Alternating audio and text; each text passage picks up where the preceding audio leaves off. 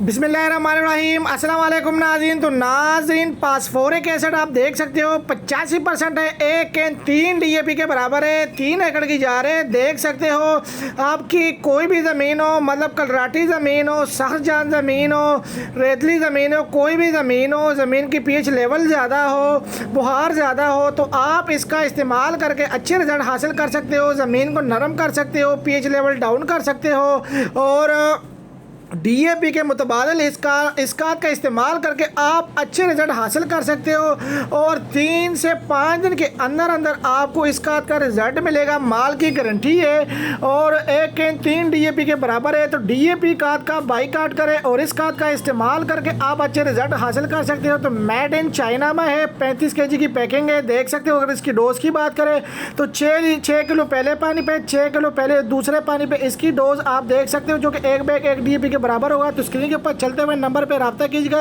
0225 25 66 99। तो इस नंबर पे रब्ता करके आप अपना ऑर्डर बुक करवा सकते हो। जी शुक्रिया।